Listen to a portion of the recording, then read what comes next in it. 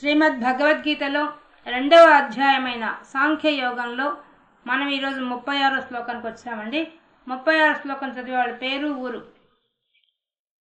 పేరు తోట సువర్ణ, ధర్మవరం మేడం. ధర్మవరం.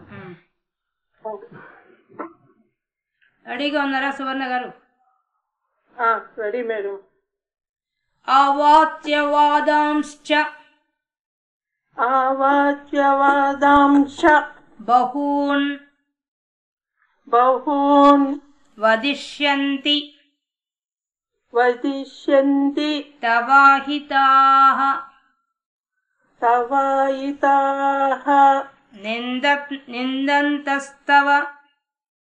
నిందంతస్తవ సామర్థ్యం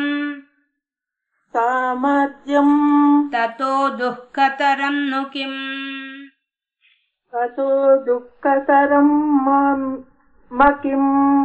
దుఃఖతరం ను కిం. ను అది తతో దుఃఖతరం ను కిం. అవాచ్యవాదాంశ్చ బహూన్ అవాచ్యవాదాంశ్చ బహూన్ వదిష్యంతి తవాహితాః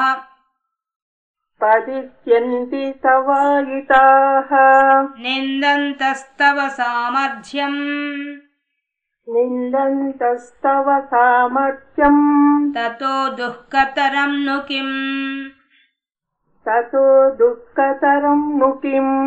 అవాచ్యవాదాంశ్చ బహూన్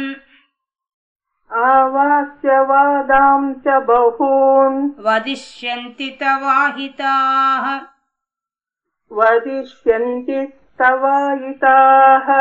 నిందంతస్తవ సామర్థ్యం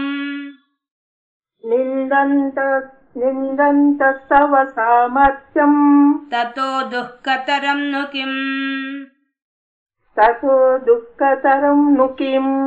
అవాచ్యవాదాంశ్చ బహూన్ వదిష్యంతి తవాహితాః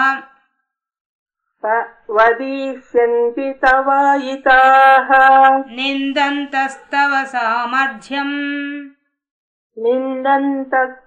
సామర్థ్యం తతో దుఃఖతరం ను కిం. అవాచ్యవాదాంశ్చ బహూన్ వదిష్యంతి తవాహితాః నిందంతస్తవ సామర్థ్యం తతో దుఃఖతరం ను కిం. ఓకే అండి, సువర్ణ గారు మ్యూట్ చేసుకోండి. మనకు ఇక్కడికి వచ్చేసరికి భగవంతుడు మాట్లాడుతున్నాడు ఇంకా అర్జునుడితో. చెప్పిన విషయం మళ్ళీ చెప్తున్నారు, కాకపోతే కొంచెం మార్పు చేసి చెప్తున్నారు. ముందు శ్లోకాల్లో ఏం చెప్పారో అదే చెప్పుకుంటూ వస్తున్నారు, కాకపోతే చెప్పే విధానంలో కొంచెం మార్పు ఉందన్నమాట. ఏందా మార్పు? ఆయన ఏం చెప్తున్నారంటే కృష్ణ పరమాత్మ ఇప్పుడు మనం కొంచెం బాగా గమనిస్తే ఆయన ఏ విధంగా మాట్లాడుతున్న విషయం గమనించినట్టయితే ఆయన ముందు ధర్మంగా ఏ విధంగా ఉండాలని చెప్పి మాట్లాడాడు. ఇప్పుడు లౌకికంగా అంటే లోకల్ వ్యవహారంలో ఎలా ఉండాలి, మన వ్యవహార జీవితంలో ఎలా ఉండాలి అనే దాన్ని చెప్తున్నాడు. మనం బాగా ఒక్కొక్క శ్లోకాన్ని అనలైజ్ చేసుకుంటూ చూసినప్పుడు ఏం చెప్తున్నారు అసలు ఆయన అనుకుంటే, ముందు శ్లోకాల్లో అంతా ఫస్ట్ ఆత్మ గురించి చెప్పాడు, ఆత్మ తర్వాత ధర్మానికి వచ్చాడు, ధర్మం తర్వాత ఇప్పుడు లౌకికంగా ఎలా ఉండాలి అంటే మన వ్యవహార జీవితంలో ఎలా ఉండాలి మనిషి అనే దాన్ని చెప్తున్నారు. నిజానికి మన జీవితమే ఒక యుద్ధం కదా. ఆ యుద్ధంలో మనకు పరాజయాల కన్నా విమర్శలు ఎక్కువ ఉంటాయండి. మనం బాగా మన జీవితాన్ని గమనించుకుంటే మనం చేసే ప్రతి పనికి సద్విమర్శ ఉంటుంది, కువిమర్శ ఉంటుంది. మెచ్చుకునే వాళ్ళు ఉంటారు, తిట్టేవాళ్ళు ఉంటారు, రెండూ ఉంటారు. ఎవరు పూర్తిగా సంపూర్ణంగా మెచ్చుకుంటారని చెప్పలేము, అసలు తిట్టకుండా ఉంటారని చెప్పలేము, రెండూ ఉంటాయి. మన జీవితం అంతే. ఆ విషయాన్నే ఈయన బాగా అనలైజ్ చేసి బాగా క్షుణ్ణంగా చెప్తున్నారు. భగవంతుడు చాలా బాగా వివరంగా చెప్తున్నాడు ఆ విషయాన్ని. అదే విషయాన్ని ఇప్పుడు ఈ శ్లోకంలో మళ్ళీ పొడిగించి చెప్తున్నారు. ఏమని? అవాచ్యవాదాంశ్చ, వాదం మాట్లాడడం. అయ్యా నీతో మాట్లాడతారు. ఎవరు మాట్లాడతారు? తవాహితాహ, మొదట్లైన లాస్ట్ వర్డ్ తవ, నీ యొక్క, అహితాహ, అహితాహ అంటే శత్రువులు, నీ హితము కోరుకోకుండా ఉండే శత్రువులు ఎవరైతే ఉంటారో వాళ్ళు ఏం మాట్లాడతారట? అవాచ్యవాదాంశ్చ, ఏవి మాట్లాడకూడదో అవన్నీ మాట్లాడతారు. అది వాళ్ళు చేసే పని. శత్రువులంతా ఏం చేస్తారండి? విమర్శిస్తారు కదా. కొంచెం పైకి వస్తున్నా కూడా తట్టుకోలేక విమర్శిస్తారు. అదే విషయం చెప్తున్నాడు. శత్రువులైన వాళ్ళు తవ అహితాహ, తవ నీ యొక్క, అహితాహ నీ యొక్క శత్రువులైనటువంటి వాళ్ళు ఏం కోరుకుంటారు? ఎట్లంటే అట్లా మాట్లాడతారు, నేను విమర్శించేస్తారు వాళ్ళంతా. బహూన్, అనేక విధాలుగా, ఒక్క రకం కాదు, ఏ రకంగా అన్నా, ఎన్ని రకాలుగా అన్నాలో అన్ని రకాలుగా కూడా నిన్ను దూషించేస్తారు వాళ్ళు. పలగొండ మాటలన్నీ కూడా వాళ్ళ నోట్లో వచ్చేస్తాయి. దేని గురించి వస్తాయి? నిందంతస్తవ సామర్థ్యం, తవ నీ యొక్క సామర్థ్యం, నీ శక్తి సామర్థ్యాల గురించి వాళ్ళంతా అవాకులు చవాకులు మాట్లాడతారు. అది వాళ్ళు చేసే పని. ఇది జరుగుతుందయ్యా. ఎప్పుడు జరుగుతుంది? నువ్వు యుద్ధం చేయను అన్నావు కదా, దానికి వచ్చే ప్రాబ్లం. ఎప్పుడైతే నువ్వు యుద్ధం చేయను అంటావో అప్పుడు నీ శత్రువులంతా ఏం చేస్తారు? నీ గురించి చెడుగా మాట్లాడతారు. అవాచ్యవాదాంశ తతో దుఃఖతరం నొక్యం, ఇంతకంటే దుఃఖం ఇంకోటి ఉంటుందా చెప్పు? నీ గురించి విమర్శిస్తూ మాట్లాడేవాళ్ళు శత్రువులైతే, ఒకవేళ మిత్రులైతే నేను పాజిటివ్గా తీసుకుంటాం. లేదు ఎవరో లోకల్ ఎక్కడో కనిపించకుండా మాట్లాడుకుంటే పట్టించుకోం. కానీ శత్రువులు ఎలా ఉంటారంటే ములుకుల్లా గూచుకుంటారు. మన శత్రువుల్లాగా ఉండే మిత్రులు కూడా ఉంటారు, మన మిత్రుల్లాగా ఉండే శత్రువులుగా ఉండేవాళ్ళు ఉంటారు. రెండు రకాలు ఉంటారు సమాజంలో, రెండు రకాలు కలిసే ఉంటారు. కానీ మన దేనికి నువ్వు పాజిటివ్గా రియాక్ట్ అవుతున్నావు అన్న విషయం నీ యొక్క కెపాసిటీ మీద ఆధారపడి ఉంటుంది. కానీ నువ్వు ఇంత శక్తి సామర్థ్యాలు కలిగి ఉండి కూడా, ఏది అర్జునుడు చాలా గొప్ప పరాక్రమవంతుడు అనే పేరు తెచ్చుకున్న నీలాంటి వాడు నీకు శత్రువులు ఎదురుగా వచ్చి నువ్వు పనికి మాలిన వాడిరా, నీకేం సామర్థ్యం లేదు అని అంటే నీకు ఎలా ఉంటుంది? బాధ కలగదు నీకు? చాలా కష్టపడతావు కదా మనసుకి. అదే జరుగుతుంది. నీకు అది తెలియడం లేదు. యుద్ధం నేను చేయను, నువ్వు ముడుచుకొని కూర్చున్న మాత్రాన నీకు వచ్చే చెడ్డ పేరు ఆగిపోతుంది అనుకుంటున్నావా? ముందు అపకీర్తి గురించి చెప్పేశాడు. ఇప్పుడు దాన్ని వివరంగా ఇంతకుముందు ఏం చెప్పాడు? మహారథులైన వాళ్ళంతా విమర్శిస్తారని చెప్పాడు, వాళ్ళు చులకనగా చూస్తారని చెప్పాడు. ఇప్పుడు ఏం చెప్తున్నాడు? లోకంలో ఉండే జనులు కాదు, అలాంటి శక్తి సామర్థ్యం మహారథులు కాదయ్యా, అసలైన వాళ్ళు నీ శత్రువులు. ఒక పాయింట్ పెంచాడు, శత్రువులని పాయింట్ కొత్తగా తీసుకొచ్చాడు. శత్రువులు అనేవాళ్ళు ఇలాగే ఉంటారయ్యా, ఇంతకన్నా ఘోరంగా ఉంటారు. శత్రువులు కాకపోయినా కూడా విమర్శించేవాళ్ళు మన చుట్టూ ఎక్కువ మంది ఉంటారు. వాళ్ళల్లో మళ్ళీ శత్రువులు ఉంటే ఇంకా ఘోరంగా ఉంటుంది. మన విషయం ప్రపంచం అంతా చెడ్డగా చెప్పుకుంటారు. అట్లా పరిస్థితి వచ్చేస్తుంది. దానికంటే దుఃఖం ఇంకోటి లేనే లేదు చెప్పేస్తున్నాడు. తతో దుఃఖతరం నుకిం, దానికంటే మించిన దుఃఖం ఏమన్నా ఉంటుందా? బాధ అంతకంటే బాధ, నరకం ఇంకోటి ఉంటుందా చెప్పు? నువ్వు అర్థం చేసుకోవాలని అర్జున, ఇలాంటి పరిస్థితి నీకు వస్తున్నారు కాబట్టి శత్రువులైన వాళ్ళు నిన్ను వదిలిపెట్టరు. మనము ఒక దాంట్లో ఒక కథలో ఏమవుతుందంటే, ఒక అమ్మాయి అబ్బాయి వాళ్ళు ఒకరికొకరు తెలియదు, ఒకరికొకరు ఏమీ కాదు, ఏం చేయరు. వాళ్ళు ఆ అమ్మాయి పొట్ట నొప్పి వస్తుంది. అమ్మాయికి పొట్ట నొప్పి వచ్చి తట్టుకోలేక ఆ ఊళ్ళో ఒక బావి ఉంటుంది, ఆ బావిలో పడి దూకి మరణిస్తుంది. ఇంకో అబ్బాయి ఉద్యోగం రాక నిరాశ చెంది ఆ అబ్బాయి కూడా ఆ బావిలో దూకి ఒకే రోజు మరణిస్తారు ఇద్దరు. తర్వాత జనం చూస్తారు, బయట తీస్తారు. వాళ్ళందరికి బయట జనులకంతా ఏమైపోతుందంటే, ఒక వయసులో ఉన్న అమ్మాయి అబ్బాయి ఆత్మహత్య చేసుకున్నారంటే వీళ్ళు ఖచ్చితంగా ప్రేమికులై ఉంటారు. చూడండి, అక్కడ ఏమీ లేదు, ఆ అమ్మాయికి అబ్బాయికి అసలు సంబంధమే లేదు. ఆ అమ్మాయి తన శారీరక బాధ తట్టుకోలేక ఆత్మహత్య చేసుకుంది, ఆ అబ్బాయి ఏమో ఉద్యోగం రాని డిప్రెషన్లో వాడు చేసుకున్నాడు. అంతమించే వాడిద్దరికి ఏ సంబంధం లేదు అసలు. కానీ లోకులంతా వాళ్ళు బయట తీసినది ఏమనుకుంటారు, కొంతమంది వీళ్ళు ఒకరికొకరు కులం వేరే ఉంటుంది, ఇంట్లో వాళ్ళు ఒప్పుకొని ఉండరు, పెళ్లి జరగాలని చెప్పేసి వాళ్ళిద్దరూ ఆత్మహత్య చేసుకున్నారు అని కొంతమంది పుకారు పుట్టిస్తారు. ఇంతకీ వాళ్ళు ఆ ఊరి వాళ్ళు కాదు. అది విచిత్రం. వేరే ఊరి వచ్చి ఇద్దరు అక్కడ మరణించారు. దీనివల్ల వాళ్ళు ఎవరైంది తెలియదు, ఏ ఇంటి వాళ్ళు కూడా తెలియదు వాళ్ళు. అది విచిత్రమైన విషయం. ఇంకా దాంతో ఇంకా ఎన్ని విషయాలు రావాలో అన్ని విషయాలు ప్రచారం అయిపోతాయి. ఒకరేమంటారు, వాళ్ళకు తల్లి తట్టు వాళ్ళు ఆ అమ్మాయి తట్టు వాళ్ళు ఒప్పుకోలేక ఆత్మహత్య చేసుకున్నారని కొంతమంది, లేదు అబ్బాయి తట్టు వాళ్ళే ఒప్పుకోండ్రు, వీడిని చూస్తే మంచి ఉన్నత కుటుంబంలో పుట్టిన వాళ్ళు లాగున్నాడు అని వాళ్ళు వేసుకున్న వస్త్రధారణ బట్టి అవంతా ఊహించుకొని అమ్మాయి అందంగా ఉంది, వీడు లేపుకొని తీసుకొచ్చి ఉంటాడు, ప్రమాదం వస్తుందని శంకించి ఇద్దరు ఆత్మహత్య చేసుకుంటారు అని రకరకాల పుకార్లు పుట్టేస్తాయి. ఆ ఊరు గగ్గోలు పడిపోతుంది. నిజానికి వాళ్ళ జీవితంలో వాళ్ళకి ఏ సంబంధం లేదు. వాళ్ళు ఆత్మలుగా బయటకు వచ్చి వాళ్ళిద్దరు కూర్చొని ఆ అమ్మాయి అబ్బాయి ఆత్మలు మాట్లాడుకుంటాయి. ఏంది మన ఇద్దరికి ఏ సంబంధం లేదు, ఈ ప్రపంచం ఏంది ఇట్టున్నారు, ఇంత ఘోరంగా ఉన్నారు వీళ్ళు, మన గురించి ఇంత నీచంగా మాట్లాడుకుంటున్నారు వీళ్ళు, అసలు మీరెవరో నాకు తెలియదు, నేనెవరో మీకు తెలియదు అంటే అతను కూడా చెప్తాడు, నాకు తెలియదు మీరెవరో, అసలు ఇప్పుడే నేను చూస్తున్నాను, నా గురించి ఇంత చెడ్డగా మాట్లాడు మా ఊరి వాళ్ళు. ఆ అబ్బాయి ఆ ఊరి వాడే, అది విషయం. ఆ అబ్బాయి మాత్రం ఆ ఊరి వాడే, అమ్మాయి ఆ ఊరిది కాదు.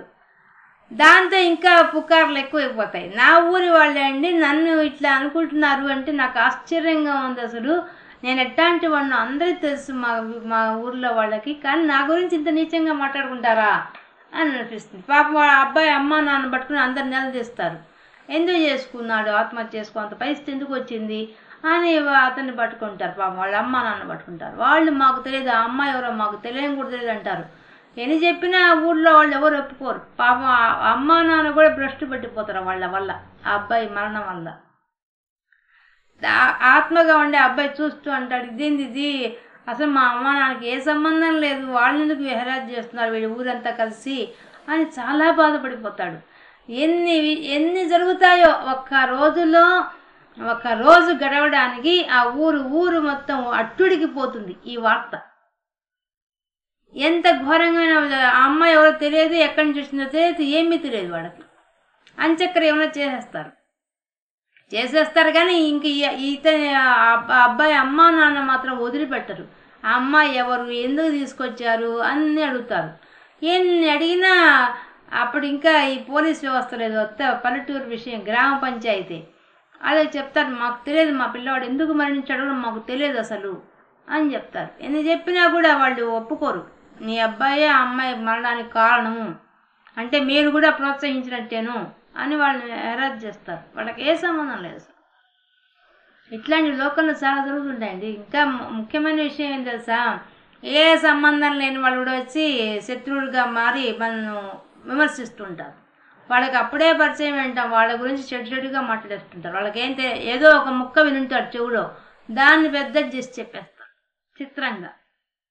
ఇవన్నీ మనం రోజు చూస్తూనే ఉంటాం, న్యూస్ల్లో అంతా వస్తూనే ఉంటాయి. ఎంత చిత్రమైన విషయాలు ఎన్ని వార్తలు వస్తుంటాయి. దీన్ని బట్టి ప్రత్యక్ష శత్రువులు పరోక్ష శత్రువులు రెండు రకాలు ఉంటారు. ప్రత్యక్షంగా ఉండేవాళ్ళు ఒక రకం. ఇప్పుడు దుర్యోధనాలంతా ప్రత్యక్ష శత్రువులు కాబట్టి వీళ్ళైనా వచ్చి మొహం మీద, దుర్యోధన తక్కువైనాడు కాదు, ఎదురుగా వచ్చి మొహం మీదే అనేవాడే, అట్లాంటి వాడే ఆయన. ఇంకా కర్ణుడు చెప్పనే వల్ల వాళ్ళు దుష్ట చతుష్టయం మొత్తం వచ్చి ఇంకా అర్జునుడిని మొహం మీదే అనేసి బాగా వెక్కిరించే రకమే.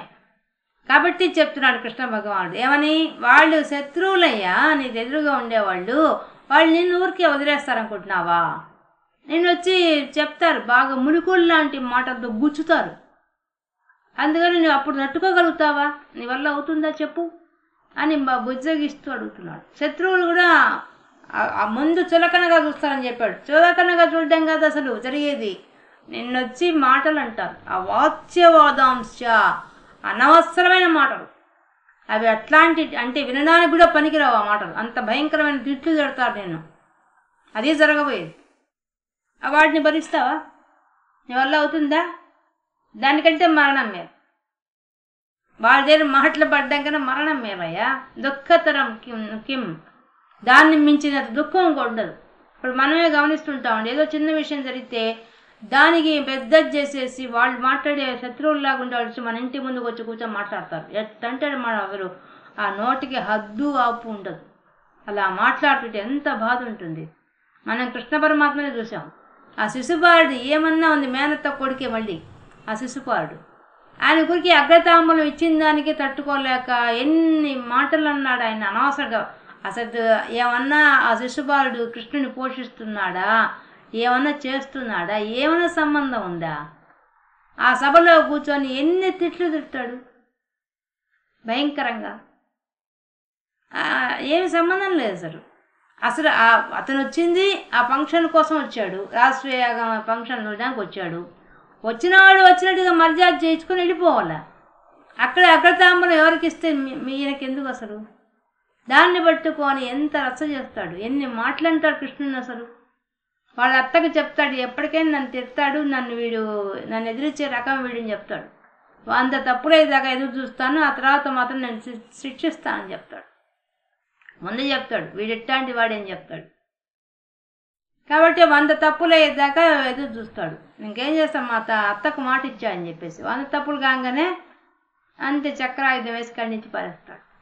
ఎవరు పడతారు, ఎంతసేపు పడతారు మాటలు. ఆయన భగవంతుడు కాబట్టి ఉపేక్ష చేశాడు. అన్ని మాటలు ఆయన దగ్గర వెయిట్ చేశాడు. అంతకుముందు ఎన్నిసార్లు అవమానం చేశాడు. నేరుగా రాజసూయ యాగంలో ఇంకా ఎక్కువ అవమానం చేశాడు. అంతమంది వింటుండగా సభలో అందరూ వచ్చినారు కదా, అక్కడ అన్ని దేశాల వాళ్ళు వచ్చినారు కదా, అంతమంది ఋషులు అందరూ కూర్చోంటే వాళ్ళ ముందు తిడతాడు. నిజంగా పరమాత్మ కాబట్టి దయగల హృదయం కాబట్టి క్షమించాడు. అతన్ని చాలా ఓర్పు పట్టాడు, కానీ ఓర్పు మించిపోయింది. అదే ఇప్పుడు చెప్తున్నాడు. తను అనుభవించాడు కాబట్టి తను సులభంగా చెప్పేస్తున్నాడు. ఈ శత్రువులతో కష్టమయ్యా, ఆ శత్రువులు అనే మాటలు చాలా భయంకరంగా ఉంటాయి. ఆ మాటలను పడి తట్టుకోలేవయ్యా, నీ వల్ల కాదు. దానిలో వచ్చే దుఃఖతరం అంటే దుఃఖము, దుఃఖతరము, దుఃఖతమం 3 స్టేజెస్. ఫస్ట్ స్టేజ్ దుఃఖం, మామూలుగా వచ్చే దుఃఖం. దుఃఖతరం అంటే దానికంటే డబల్ త్రిబుల్గా ఉంటుంది. దుఃఖతమం అంటే ఇంకా టాప్ మోస్ట్లో ఉంటుంది. కాబట్టి మామూలు సామాన్యంగా వచ్చే దుఃఖం వేరే, దుఃఖతరంగా ఉండి దాన్ని భరించడం కష్టమయ్యా. అది కూడా మిత్రులు చెప్తే అదొక రకం, పొలైట్గా చెప్తారు. శత్రువులు అంటే నీచమైన మాటలు వాడతారు, అనగూడిన నోటితో అనగూడిన వాటిని మాట్లాడతారు. దానివల్ల నువ్వు ఎంతో బాధపడతావు అనే విషయాన్ని ఈ శ్లోకం ద్వారా చెప్తున్నారు కృష్ణ పరమాత్మ. అవాచ్యవాదాంశ బహూన్ బహూన్ అనేక విధాలుగా అవాచ్యము పలగొండ వారి మాటలన్నీ కూడా వాదాంశ మాట్లాడతారు, వదులుతారు. వదిష్యంతి బహూన్ అనేక విధాలుగా వదిష్యంతి వదులుతారు, ఎట్టంటే మాట్లాడేస్తారు. అహితాహ తవ అహితాహ, అహితాహ అంటే శత్రువుడు, హితము కోరుకోకుండా ఉండేవాళ్ళు. అటువంటి వాళ్ళు నీ గురించి ఇలా మాట్లాడతారు. నిందంతస్తవ సామర్థ్యం, ఆఖరకు నిందిస్తారు. దేని గురించి? తవ నీ యొక్క సామర్థ్యం, నీ శక్తి సామర్థ్యాన్ని చిన్నప్పటి నుంచి చూసిన వాళ్ళే. అందరికీ తెలుసు నువ్వు ఎంత గొప్ప పరాక్రమవంతుడు, నువ్వు సవ్యసాచి అని కూడా తెలుసు. కానీ ఇప్పుడు కానీ యుద్ధం అనుకుంటే అవన్నీ పోతాయి. నువ్వు సంపాదించిందంతా పోయేసేసి నిన్ను మాత్రం అలా అనుకుంటా. కాబట్టి నిందంతస్తవ సామర్థ్యం తతో దుఃఖతరం కిం, ఇంతకు మించిన దుఃఖం ఇంకోటి ఉంటుందా లోకంలో? ఉండదు నాయన. కాబట్టి నువ్వు యుద్ధం చేయననే మాట అనద్దు, ఆ మాట అనద్దు. మొట్టమొదటి చెప్పింది మాత్రం అర్జునుడు ఒకటే. ఏం చెప్పాడు? యుద్ధానికన్నా శోకం మోహం నుంచి నేను తప్పించుకోలేకుండా ఉన్నా అని చెప్పాడు. కాబట్టి దానికి బాగా ఎక్స్ప్లెనేషన్ చేశాడు. మళ్ళీ లాస్ట్లో ఏమన్నాడు? అంతవరకు నేను యుద్ధం చేయనని చెప్పాడు. దానివల్ల యుద్ధం చేయాలి అనే విషయం చెప్తున్నాడు. మనం గమనించాలండి, మన స్వాతంత్ర పోరాటంలో అయితే ఎంతమంది అండి, స్వాతంత్ర పోరాటం అంటే మన గాంధీ అంత అహింసా సిద్ధాంతాన్ని తీసుకొచ్చాడు ఆయన. దాంతో ఒక లీడ్ చేశాడు ఆయన. దాంతో లీడ్ చేయడం చాలా కష్టం. ఎందుకంటే హింస చేయకుండా వాడు కొట్టుంటే వీడు కొట్టించుకోవాలి. ఒక్క చెంప చూపిస్తే ఒక చెంప మీద కొట్టి ఇంకో చెంప చూపించాలి. అది ఎంత కష్టం. కొడుతుంటే లాఠీలతో కొట్టించుకోవాలంటే ఎంత కష్టం, కానీ అది సాధించాడు ఆయన. గొప్ప విషయం అది, సామాన్య విషయం కాదు. కానీ అప్పుడు కూడా మన మన నాయకులంతా ఎన్ని సాహిత్యం పాటల ద్వారా అండి అందరినీ మేల్కొల్పారు, ప్రోత్సహించారు, స్వాతంత్ర సమర యుద్ధంలో పాల్గొనే రకంగా చేశారు. శత్రువులతో ఏ విధంగా వాళ్ళు ఎంత హింసించినా, ఎన్ని ఎరాజ్ చేసినా వాళ్ళు తట్టుకొని జైల్లో పెట్టించారు, జైల్లో కూర్చొని అన్ని సాధించారు. మన స్వాతంత్ర సమర యుద్ధ కథలు వింటుంటే ఎంత భయంకరమైన విషయాలు జరిగి ఉంటాయి. అప్పుడు ఆఖరికి మన ఉప్పు మీద వాటి మీద కూడా ట్యాక్సులు వేసి ఉప్పు సత్యాగ్రహం చేసి ఎన్ని చేశారండి. ఆయన మన స్వాతంత్ర పోరాటం ఒక్కటి చదివితే చాలు మనకు తెలిసిపోతుంది మన భారతీయులు ఎంత గొప్పవాళ్ళు అనే విషయం తెలుస్తుంది. ఎన్ని కష్టాలకు నష్టాలకు ఓడ్చుకొని చేశారనిపిస్తుంది. అంటే శత్రువులు ఎంత భయంకరమైన వాళ్ళు చూడండి, ఎట్టంటే అటు మాట్లాడారు. మన భాషని కించపరిచారు, మన వేదాలని కించపరిచారు, మన మూలాలని కించపరిచేశారు. కానీ వాటి అన్నింటినీ కూడా తట్టుకొని నిలబడ్డారంటే, పోరాటం చేశారంటే అది భారతీయుల యొక్క గొప్పతనం. కాబట్టి అవాచ్యవాదాంశ, శత్రువులైన వాళ్ళు చాలా నీచమైన మాటలు మాట్లాడతారు అని ఈ శ్లోకం ద్వారా మనకి కృష్ణ పరమాత్మ చెప్తున్నారు. శ్లోకం పలికే వాళ్ళు చెప్పండి. గంగసాని ఉమాదేవి మదనపల్లి. ఓకే, 37వ శ్లోకం అండి. 37వ శ్లోకాన్ని పలకండి. హతో వా ప్రాప్స్యసే స్వర్గం,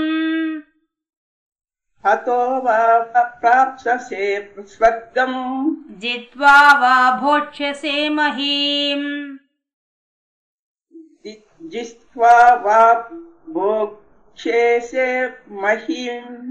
తస్మాదుత్తిష్ట కౌంతేయ,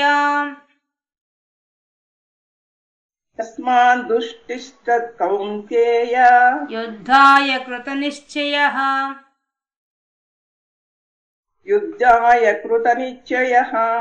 హతో వా ప్రాప్స్యసే స్వర్గం,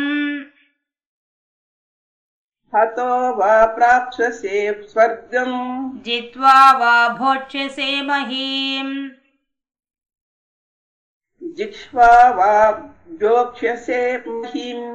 తస్మాదుత్తిష్ట కౌంతేయ,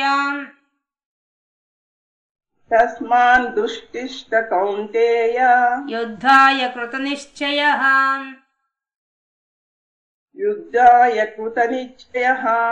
హతో వా ప్రాప్స్యసే స్వర్గం, జిత్వా వా భోక్ష్యసే మహీం,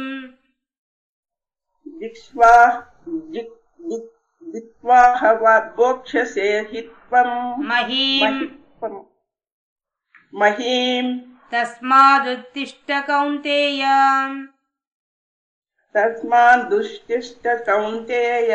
యుద్ధాయ కృతనిశ్చయః.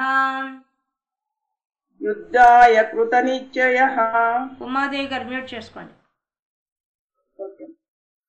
హతో వా ప్రాప్స్యసే స్వర్గం, జిత్వా వా భోక్ష్యసే మహీం, తస్మాదుత్తిష్ట కౌంతేయ, యుద్ధాయ కృతనిశ్చయః. హతో వా ప్రాప్స్యసే స్వర్గం. ఇంకా చెప్తున్నారు కృష్ణ పరమాత్మ. ఇంకా ఏం చెప్తున్నారు?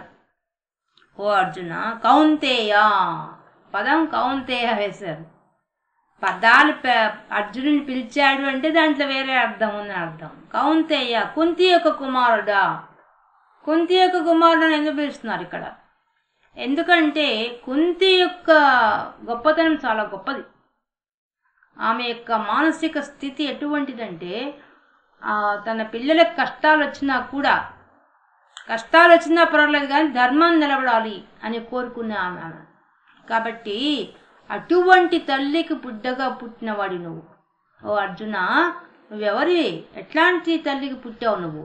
ఆమె యొక్క కోరిక ఏంటి? ఆమె వీరమాత కావాలని కోరుకుంటున్నది. మళ్ళీ ఆమె ఇంకా ధర్మం నిలబడాలని కోరుకుంటున్నది. అది ఆ ధర్మం కోసంగా తన కష్టాలు వచ్చినా పర్వాలేదు భగవద్ ధ్యానాన్ని వదిలిపెట్టను అనుకునే స్థాయిలో ఉండే ఆమె. అటువంటి ఆమె యొక్క కుమారుడివి నీవు. అటువంటి కౌంతేయ, నీకు ఇంకో విషయం చెప్తా విను. ఏందది?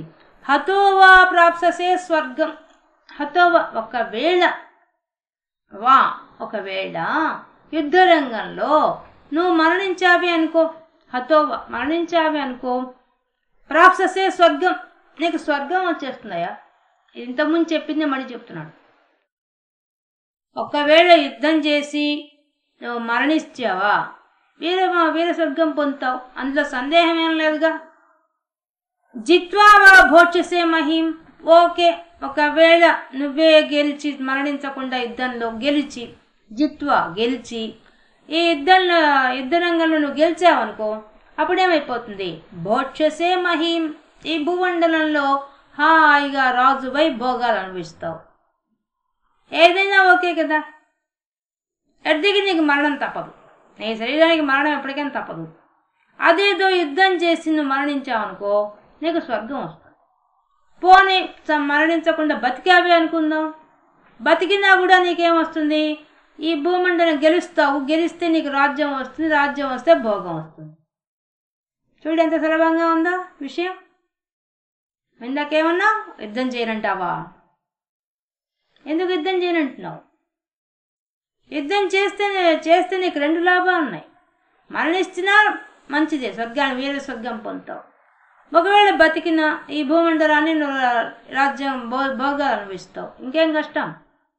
ఒకవేళ ధర్మరాజు రాజైనా నువ్వు భోగాలు అతనితో పాటు అనుభవిస్తావు కదా, ఇంకా నీకు కష్టమేంది, ఎందుకు వద్దంటున్నావు యుద్ధం? తస్మాదుత్తిష్ట కౌంతేయ, కాబట్టి లై, యుద్ధం చెయ్యి, లై ఉత్తిష్ట, మేల్కో, లై అని చెప్తాడు. కౌంతేయ యుద్ధాయ కృత నిశ్చయ, యుద్ధం చేయడానికి సంసిద్ధంగా, నిశ్చయంగా, ఖచ్చితంగా సంకల్పం చేసుకోండి. లై, నేను యుద్ధం చేయాలి అనే సంకల్పంతో మొదలుపెట్టు అని చెప్తాడు. ఈ శ్లోకం అత్యంత విలువైందండి. ఈ శ్లోకం నిజానికి మన జీవితానికి సంబంధించింది, అర్జునుడికి సంబంధించింది కాదు, మనకు సంబంధించింది. అందుకనే మన స్వాతంత్ర పోరాటంలో అంతా కూడా ఈ శ్లోకాలు చాలా నిద్రలేపాయి. అలాగే జ్ఞాన మార్గంలో ఉండే వాళ్ళందరికీ కూడా ఈ శ్లోకం చాలా ఇంపార్టెంట్. ఎందుకంటే ఎవరికైనా ఆ జ్ఞాన మార్గంలో పోతున్నప్పుడు, ఉపాసన చేసేటప్పుడు వాళ్ళకు మధ్యలో తంద్ర వస్తుంది. అంటే తంద్ర అంటే ఇది మోహంలో పడ్డం, శోకంలో పడ్డం, అట్లాంటివన్నీ తమోగుణం వస్తుంది. అలాంటివన్నీ వచ్చినప్పుడు వాళ్ళు ఈ శ్లోకాన్ని చదువుకుంటే ఉత్తిష్ట, పరమాత్మ ఉత్తిష్ట లై అని ఆయన ఎట్లయితే జాగరూకత చేస్తున్నాడో ఆ పదము మనిషిని ఆకర్షిస్తుంది. అంత గొప్పది అది, ఆ ఉత్తిష్ట అనే పదం. అందుకే మనం ముందు కూడా చెప్పారు, ఉత్తిష్ట గుడాకేశ, ఆయన ఎప్పుడు నిద్రపోడు, మెలకువ ఉంటాడు. ఎప్పుడు కూడా ఉత్తిష్ట అంటే లే, పైకి లే, నిద్ర లే. చతికిలబడ్డావే యుద్ధరంగంలోకి వచ్చి నా ముందు చతికిలబడి నువ్వేమన్నావు, కంటి నిండా నీళ్లు పెట్టుకొని మాట్లాడావు మొట్టమొదట. కాబట్టి అందుకు లేపుతున్నాడు, నువ్వు లేయి, పైకి లేచి ఇంక యుద్ధం చెయ్యి. ఒకవేళ యుద్ధం చేస్తే నీకు వచ్చే నష్టం ఏం లేదు. నష్టం ఏమన్నా ఉందా? ఏ రకంగా చూసినా నష్టం లేదయ్యా. ఒక ప్రకారం చూస్తే నువ్వు మరణించిన యుద్ధరంగంలో హాయిగా వీర స్వర్గం పొందుతావు. లేదు యుద్ధరంగంలో గెలిచావా, రాజ్యభోగం అనుభవిస్తావు. ఇప్పుడు నీకు నష్టం ఏంటంటే అసలు యుద్ధం చేస్తే ఏ ప్రకారంగా చూసినా నష్టం లేదు కదా. నష్టం ఏదన్నా ఉంటే, కష్టం నష్టం అన్నీ ఉంటే అయ్యో పని చేయకూడదు అనుకోవచ్చు. కానీ నీకేం లేవు కదా, 2 లాభాలు కదా. ఒకటి నీకు మరణించిన లాభం ఉంది, బతికిన లాభం ఉంది, 2 ఉన్నాయి. ఇంకేం నీ కష్టం? మరి ఎట్లా అడుగుతున్నారు, ఎంత బాగా అసలు విజయం వీర లక్షణం. కాబట్టి ఆ లక్ష్యాన్ని చేరుకోవాలంటే లై, యుద్ధం చెయ్యి అని చెప్తున్నాడు. ఇది మన జీవితానికి, మనం కూడా ప్రతి పని మనది, నిజంగా యుద్ధం మనదే. ఎందువల్ల ఉదయం లేచింది మనకు రాత్రి పడుకునే దాకా మనం ఎన్నో విషయాల గురించి యుద్ధం చేయాలి. ఒక చిన్న శ్లోకం నేర్చుకోవాలన్నా యుద్ధమే ఇది. ఎందువల్ల శ్లోకం రాలేదే, పలకడానికి రావడం లేదే, దీన్ని అర్థం తెలియడం లేదే, అది కూడా మనకు యుద్ధమే. ఏది యుద్ధం కాకుండా ఉంది? మన జీవితంలో ప్రతి ఒక్కటి యుద్ధమే. పొద్దున్న లేచి మనకు రాత్రి ఆర్థిక సమస్యలు అయితేనేమి, ఆరోగ్య సమస్యలు అయితేనేమి, అన్నీ యుద్ధమే కదా. ఏది యుద్ధం కాకుండా ఉంది మనకి? అందులో జిజ్ఞాసులైన వాళ్ళు అంటే జ్ఞానులైన వాళ్ళకి ఈ శ్లోకాన్ని ఎప్పుడు మర్చిపోరు. ఎందువల్ల ఉత్తిష్ట ఉంటేనా మరణిస్తేనా పర్వాలా స్వర్గానికి వెళ్తావు అంటే మన ప్రకారం అయితే మనకు మంచి జన్మ వస్తుంది. మంచి జన్మ రావాలంటే నువ్వు ఇక్కడ పుణ్యకార్యాలు చేసుకోవాలి, మంచి ఆలోచనతో ఉండాలి, సత్సంగం ఉండాలి. అలాంటి ఆ సత్సంగంలో ఉన్నందువల్ల నీకేమైపోతుంది, మంచి జన్మ వస్తుంది. మంచి జన్మ రావడం వల్ల ఏమైపోతుంది, ఎప్పటికైనా స్వర్గాన్ని పొందుతావు. మోక్షాన్ని పొందడం కష్టం కానీ స్వర్గాన్ని పొందొచ్చు, అది తొందరగా వస్తుంది. ఎందువల్ల ఊరికే దానాలు చేస్తే చాలు, దానికి ఉపాసన అంతా అవసరం లేదు. సమాజ సేవ చేస్తే చాలు, మానవ సేవ చేస్తే మాధవ సేవ చేసినట్టు లెక్క. దాని ప్రకారం కూడా తొందరగా మనము బాగుంది యజ్ఞయాగాది క్రతువులు చేసినా చేసినా కూడా మనకు స్వర్గం వస్తుంది. మరణించిన తర్వాత స్వర్గం వస్తుందంటే పైలోకాల్లో స్వర్గం ఒక మాట, స్వర్గ తుల్యమైనటువంటి జీవితం వస్తుంది. కొంతమంది పుట్టుకతోనే అదేదో బంగారు స్పూన్తో తినేవాళ్ళు పుట్టుంటారు, అంటే గొప్ప ధనవంతుడింట్లో పుట్టుంటారు. వాళ్ళంతా పుణ్యం చేసుకున్న వాళ్ళు, దాంట్లో సందేహం లేదు, మనకే తెలుస్తుంది ఆ విషయం. అలాగే పుట్టిన వాళ్ళు ఎందుకు అంత పుట్టినప్పుడే బంగారు స్పూన్తో తినే రకంగా ఎందుకు ఉన్నారు వాళ్ళు అంటే వాళ్ళ జీవితం అట్లా వడ్డించిన విస్తరగా ఎలా ఉంది అంటే పుణ్యకార్యాలు పూర్వకాల జన్మలో చేస్తున్నారన్నమాట. మరణించినా కూడా గొప్ప స్థితికి వచ్చేసారు. అలాగే ఒకవేళ గెలిచిన మనం జీవిత పోరాటంలో మనం గెలిస్తే ఏమవుతుంది, భోగాలు అనుభవిస్తాం, అంతే కదా. ఇప్పుడు మనకి లక్ష్యాలు ఉంటాయి, ఈ ఉద్యోగం రావాలనో లేకపోతే ఏదో ఒక ఈ బిజినెస్ బాగా జరగాలనో ఏదో ఒక టార్గెట్తోనే కదా మన జీవితం జరుగుతుంది. ఇవన్నీ మనం సాధించేస్తాం భూమి మీద. దానివల్ల నువ్వు సుఖపడేది మనమే కదా. మన తట్టు తిప్పితే ఈ విషయాన్ని, ఆయన అర్జునుడి తట్టు తిప్పితే ఒక రకం, మన తట్టు తిప్పితే ఇంకో రకం. ఇదిగాక జ్ఞానుల దృష్టిలో తిప్పితే ఇంకో రకం. జ్ఞానులు అయితే ఏమనుకుంటారు, మరణించినా స్వర్గానికి పోవాలని వాళ్ళేం కోరుకుంటారు, వాళ్ళకి మోక్షమే కావాలని కోరుకుంటారు. కానీ వాళ్ళు స్వర్గప్రాప్తి పొందేంత జీవితాన్ని ఈ భూమి మీద అనుభవిస్తారు, అది వాళ్ళు పొందేది. అదే మనకు ధనవంతులుగా పుట్టేవాళ్ళు వాళ్ళంతా, లేదా గొప్ప సంస్కారం ఉన్న కుటుంబంలో పుడితే వాళ్ళు ఇంకా తొందరగా తరిస్తారు. అటువంటి వాళ్ళకి అన్ని భోగాలు వచ్చేసి అదే స్వర్గం. అంటే ధనవంతుల పుట్టడమే స్వర్గం. తర్వాత మోక్షం సంపాదించారు. ఆ మోక్షం కూడా మోక్షం అనే గెలుపు సాధిస్తారు. గెలుపు సాధించినప్పుడు వాళ్ళకి భోగ ఇచ్చే అసలు అవసరం లేదు, భూమి మీద పుట్టే అవసరమే లేదు, జన్మే లేకుండా పోతుంది. అందుకనే జ్ఞానులంతా కూడా ఈ శ్లోకాన్ని ఎక్కువ పట్టుకుంటారు. ఉత్తిష్ట అనే పదం చాలా ఇంపార్టెంట్. మనం నిద్రపోవద్దు, మేలుకో, రతిగుల పడద్దు, లేయి, పైకి లేయి, పదా. మనకు స్వాతంత్ర సమర పోరాటంలో కూడా ఈ శ్లోకాలంతా ఉపయోగపడ్డాయి. చాలా వరకు వివేకానంద స్వామి ఈ శ్లోకాలంతా ప్రచారం చేశారు. ఉత్తిష్టతో ఉండే శ్లోకాలను ఎక్కువ ప్రచారం చేశారు. ఎందుకంటే ఇవి మనకు లోపల నిద్రాణమైన శక్తిని పైకి తీసుకొస్తుంది, మనకు కూడా ఉత్సాహం వచ్చేస్తుంది. చూడండి ఘంటసారి గారి పాటలు, దేశభక్తి పాటలు ఎంత బాగుంటాయి అసలు. కొన్నిటి తెలుగు వీరలేవరా అన్నప్పుడు మనకి ఎంత తెలుగు వాళ్ళకంత ఒక ఉత్సాహం వచ్చేస్తుంది.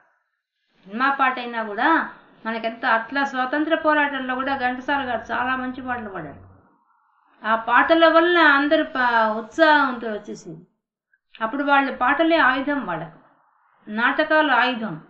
ఇంకేం చేస్తారు, ప్రజల్లో మార్పు తీసుకురావాలంటే ఎలా తీసుకురావాలి, అలా తీసుకొచ్చేవాళ్ళు. ఎంత కృషి చేశారండి వాళ్ళు. ఒక పక్క సాహిత్యాన్ని ప్రదర్శించారు, ఒక పక్క సంగీతం, ఇంకో పక్క వచ్చేసి నాటకాలు, అలా ప్రభావితం చేశారు. చేసినందువల్ల అంత ఉత్సాహంగా అందరు ముందుకు వచ్చారు, అన్ని రకాలుగా ముందుకు వచ్చారు. కానీ ఆ దేశభక్త నూరి పోసే వందే మాతరం. ఒకసారి ఒక భారతీయుడిట పోతున్నట, వందే మాతరం అనుకుంటూ పోతున్నారు. ఆ రోజుల్లో వందే మాతరం అంటే బ్రిటిష్ వాళ్ళు కొడతారు. అతను ఏం చేశాడంటే, బ్రిటిష్ వాడు రోడ్లో అంతా అరుస్తూ పోతున్నాడు, వందే మాత్రం అరుస్తున్నాడు. కానీ ఎదురుగా బ్రిటిష్ వాడు వచ్చారు సడన్గా. అప్పుడు ఏమి అట్లా అరుస్తున్నావు, వందే మాత్రం అనుకుంటు, చెప్పాం కదా వినలేదంటే నువ్వు.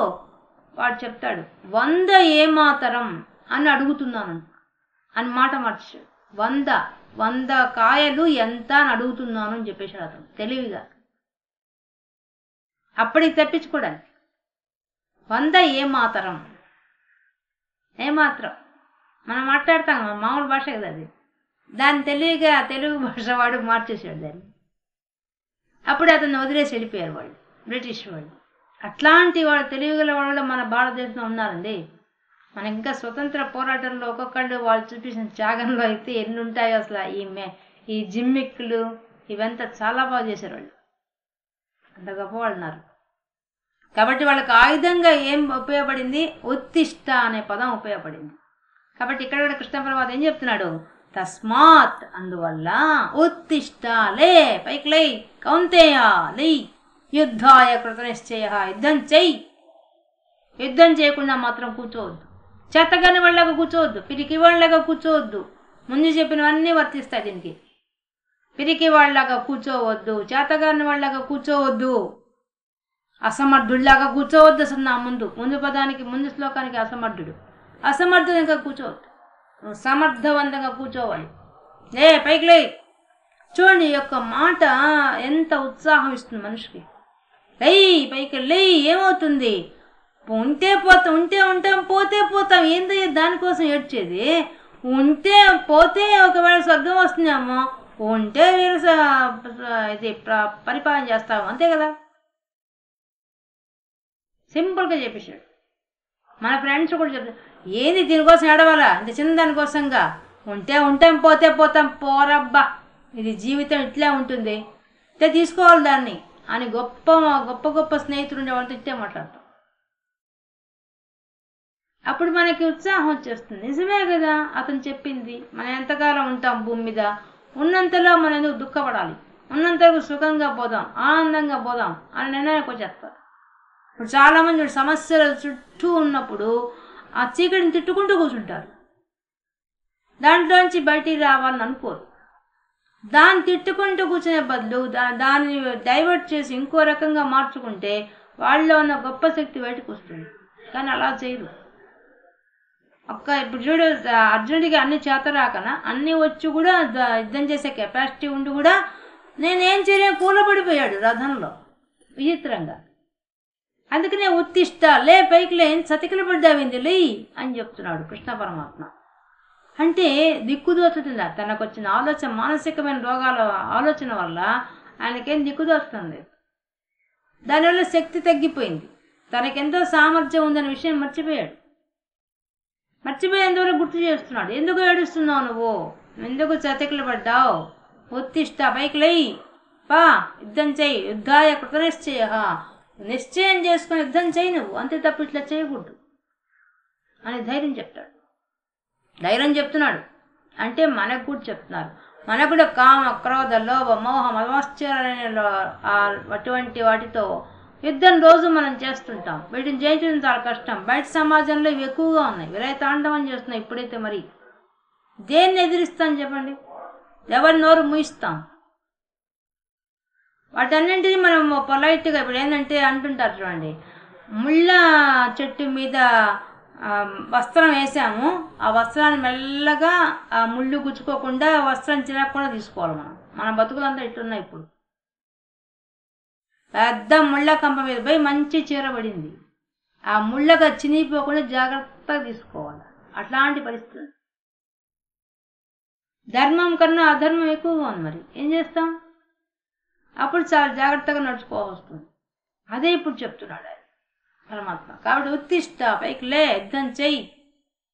చేతగాని వాళ్ళగా కూర్చొని ఏడుస్తూ కూర్చునే కన్నా ప్రయత్నం చేసి ఓడిపోయినా పర్వాలేదయ్యా, నువ్వు మరణించినా పర్వాలేదు. ఆఖరికి నువ్వు మరణిస్తే ఏమవుతుంది?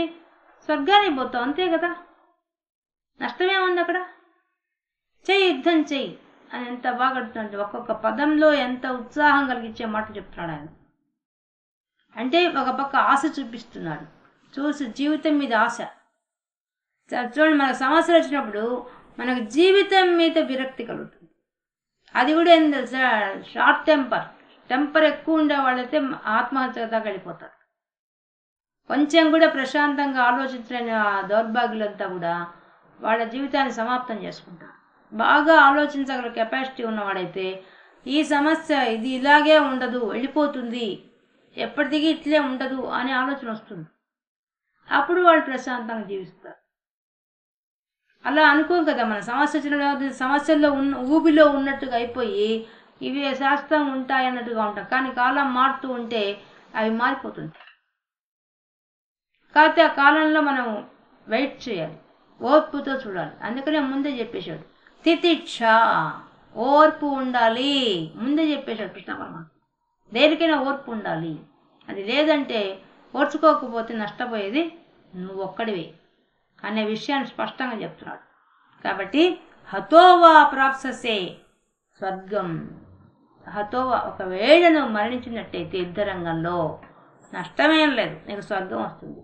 జిత్వా, గెలిచావా, యుద్ధరంగంలో పోయి పోరాటం చేసి గెలిచావా, విజయం సాధించావా, భోక్షసే మహీం. కాబట్టి హతోవా ప్రాప్ససే స్వర్గం, నువ్వు మరణించితే యుద్ధరంగంలో పోరాటం చేసి మరణిస్తావా స్వర్గం లభిస్తుంది, నష్టమేం లేదు. జిత్వా వా, ఒకవేళ నువ్వు గెలుపు సాధిస్తే భోక్షసే మహీం, భోగాలు అనుభవిస్తావు ఈ భూమి మీద.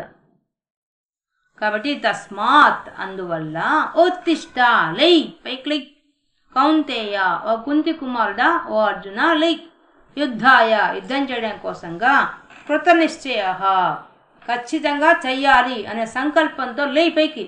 ఇంకా చాలు, ఇప్పటిదాకా ఏడ్చింది చాలు, నువ్వు చెప్పింది చాలు, ఇంకా లే పైకి, లే యుద్ధం చెయ్యి అని చెప్తున్నాడు. ఎంత బాగా మోటివేట్ చేస్తున్నాడు చూడండి. డిప్రెషన్లో ఉన్నవాడిని మోటివేషన్ చేయడంలో కృష్ణ పరమాత్మను మించిన వాడు లేరు. కాబట్టి ఉత్తిష్ట అనే పదాన్ని మనం ఎప్పుడూ మర్చిపోకూడదండి. చాలా గొప్ప పదం ఇది. ఈ పదం ఎక్కడెక్కడ వచ్చినా కూడా మనల్ని అంతర్గతంగా శక్తిని ఇచ్చి లేపుతుంది, అంటే మేలుకొల్పుతుంది. అది అటువంటి గొప్పది. కాబట్టి 37వ శ్లోకంలో మనకి ఈరోజు మనం భగవద్గీతలో సాంఖ్య యోగంలో 36, 37 శ్లోకాలు పూర్తి చేసుకున్నాం. దాంట్లో ఉండే విశేషాంశాలని తెలుసుకున్నాం.